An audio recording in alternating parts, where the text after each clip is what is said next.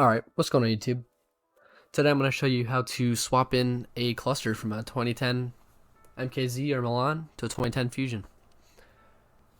I started off by getting the two clusters. I got both of them from pick and pulls.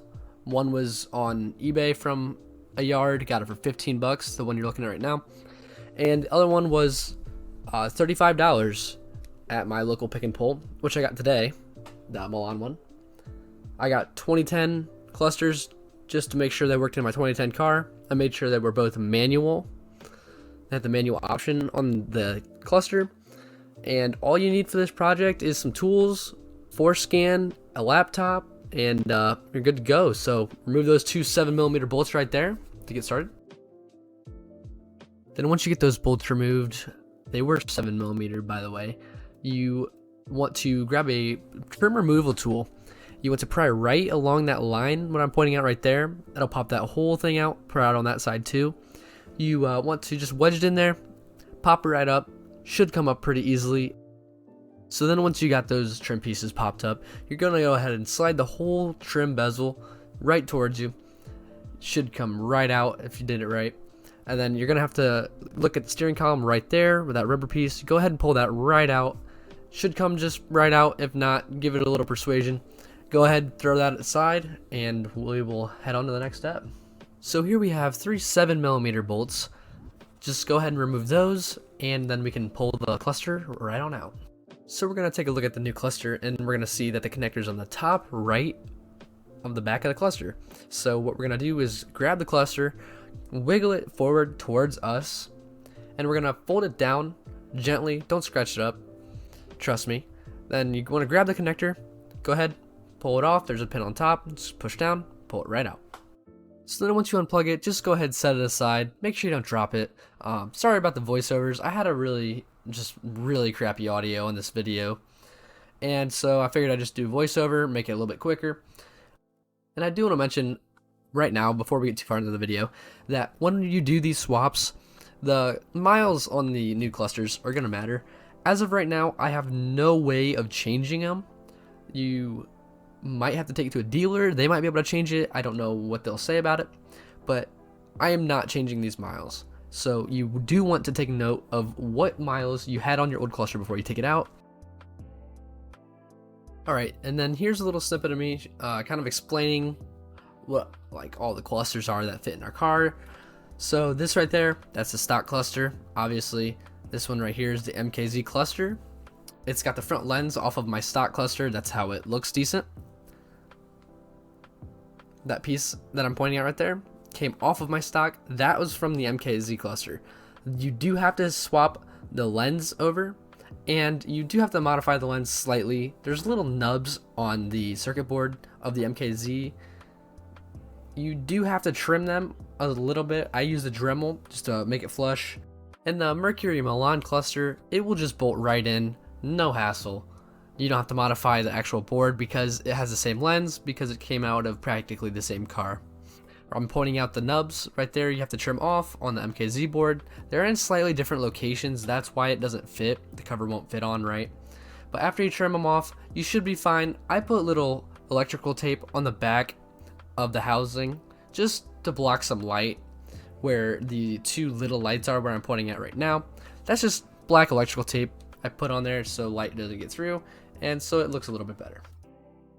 If you are doing the Mercury Milan one, you don't have to worry about anything. You can just bolt it right in after you plug it in, and then we can go straight to the programming part of the video. So right here's where I shaved off the little spikes that were to line up the lens on the MKZ cluster. It wouldn't line up quite right with the Fusion lens on there, and you need to use the Fusion lens just so it fits in the dash correctly. So right there is where I took the Dremel and just completely shaded off. I think the left one was the only one that was really giving me issues, but I think I did them both anyways. So then here's the back of the Fusion lens after I take it off. As you can see, those little clips, be very careful when you're taking any of these off. They're super fragile and they love to break.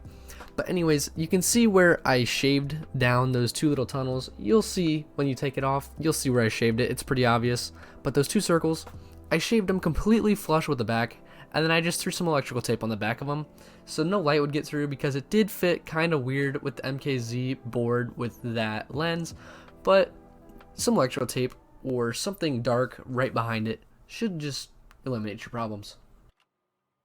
So there's these clips I was talking about earlier. I'm pointing them out right there. They are very breakable, just very breakable. Be careful when you're taking them off. I just used a screwdriver and it was very, very gentle with it. Alright, so here's the Milan dash, and as you can see, the passive anti-theft light is blinking. That's showing me that there is a problem with the passive anti-theft, and that's what we have ForeScan for. Also, this is a 2010 dash, and look at the numbers. They're like minty blue. The 2011 dashes, I think they're just another variant of like a grayish, so just keep that in mind when buying your cluster. Also, look at the mileage. That's almost 200,000 miles, so the miles are calculated and stored on the clusters and not the computer. I would recommend going with a cluster with lower miles than you have now, just in case ForeScan makes it an option so we can actually raise our miles later so you can correct them. So here's me plugging in the stock cluster, showing you that the miles are different. They're stored on each cluster, and this anti-theft light is also blinking rapidly, which is indicating that the MKZ dash still has the keys programmed, and I would have to reprogram this one or the Milan dash to get either of those two to work. So I'm going to go ahead and show you how to reprogram them. So here's the Milan dash completely installed, just know the trim pieces, and I'm going to show you guys what happens if you don't program them. As you can see, the light's still flashing pretty rapidly, and just in a second here, I'm going to turn the key and it's not going to do anything. Try to start it right here, nothing. And the light's still blinking rapidly, so we're going to have to take care of that. So here's what we're going to do to get around this. We're going to grab our computer with ForeScan on it, boot it up into ForeScan. So at this step, what you would want to do is grab both of your keys that you're going to be using with your car and have them ready. So they're not going to actually work to start your car, but they will still unlock it. So you're going to go into your ForeScan, you're going to go to the, right here, wrench, IPC, which is the PATS reprogramming, the passive anti-theft system programming. So you're going to click on that, hit run. That shows you what you can all do in there. And now what we're going to do is hit erase and program keys. So here I go, hitting erase and program keys, and then this right here is pretty much saying that there's going to be a small delay just to make sure you're not actually stealing a car. So it's going to make you wait about 12 minutes to get through the security system to reprogram some keys. So after the 12 minutes is up, you'll get this pop-up. This is pretty much saying, hey, you're going to erase all known keys from the cluster, which is fine. That's what we want to do. So it says here that you need 2 keys. So you can't just get away with 1, you need 2. So there you go. There's the instructions to do it. Now, you need to turn the key on to run, leave it for 6 seconds, turn it off, take it out, put the next key in within 5 seconds of taking the first key out, leave it on for 6 seconds, and then turn it off. And then repeat with however many keys that you have. So here I am, putting the first key in and turning it on, leaving it for 6 seconds. There's about 6 seconds, so I take it out, pull it out, grab my second key. I've only got 2. Put it in, turn it on, leave it for another 6 seconds. Take it out, and then you're good. So then the next step is you are going to do the module initialization. Go ahead and click on that. It's going to be another 12 minutes, so just sit tight while it does this. I would pay attention around 80% because there is something that pops up on the screen. You have to pretty much turn the key off and back on, and it'll finish itself up.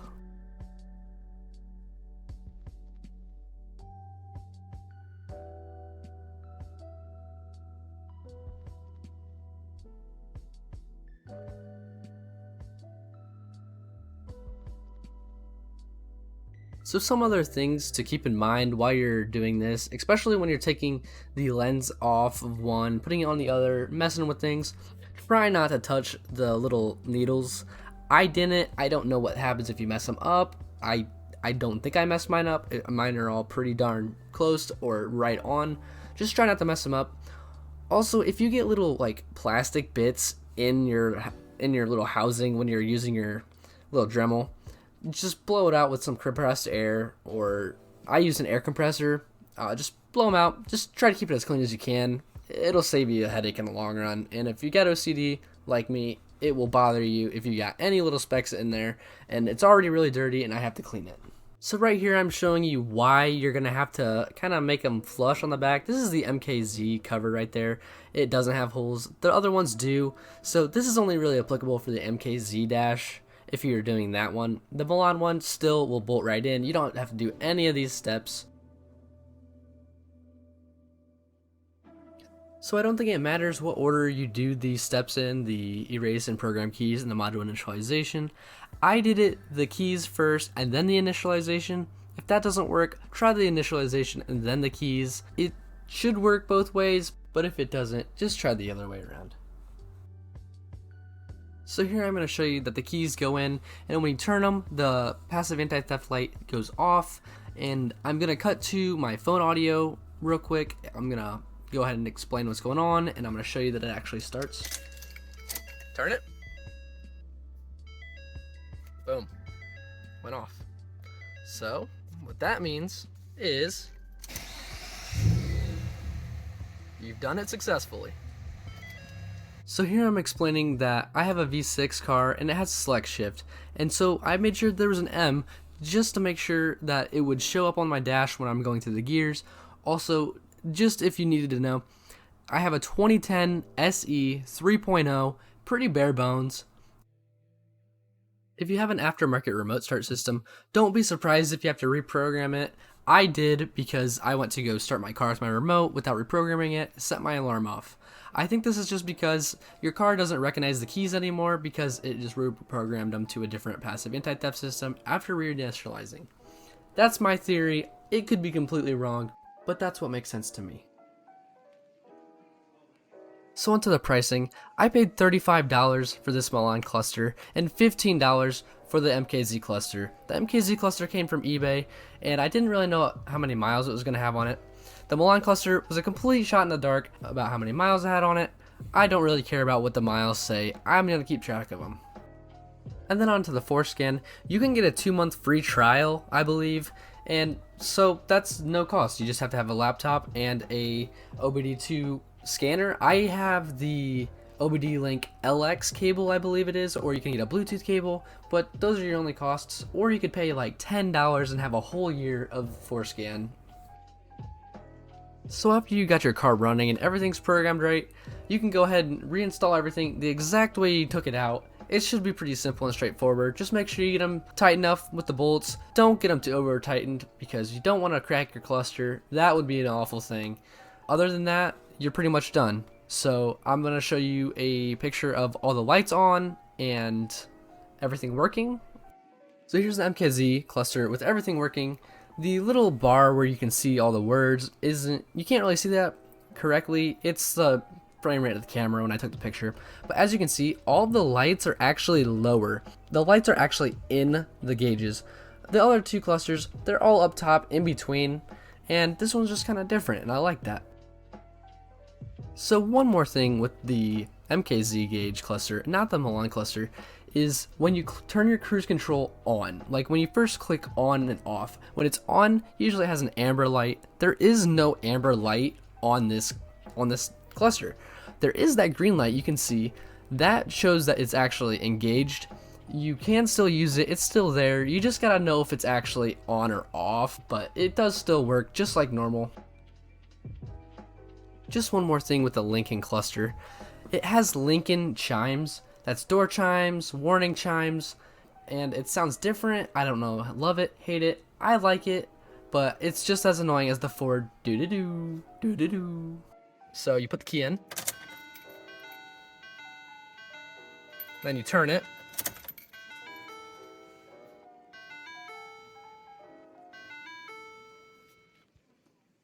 one more very small but very cool difference is the manual mode shifter on the MKZ. As you can see, you pop into manual mode, you have a different gear indicator, and I think that's a really nice touch.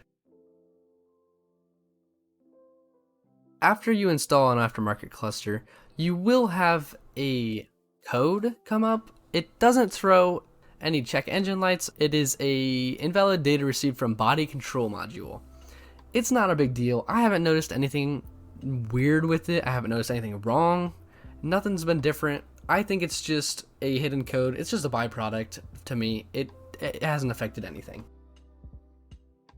I will say, as you can see, there's a little graphic there in the MKZ cluster. If your door's open, it'll show that. It'll show a wrench if you got a check engine light, the little gas tank if you need gas. I think it's pretty cool. It's just the little things that I like. Here's a little clip of me driving out of my garage showing you that the speedometer, as you can see, just moved. It works perfectly fine. The coolant, it works. Gas levels perfectly spot on. RPMs right where they should be. There's a seatbelt light. Everything works as it should. As you can see, there you go, the speedo. So I hope you guys really enjoyed this video. Maybe you learned something. Maybe I influenced you to actually do this swap. Maybe I just completely swayed you the opposite direction. Whatever you decide to do, whatever your thoughts are, leave them down in the comments. And thanks for watching the video.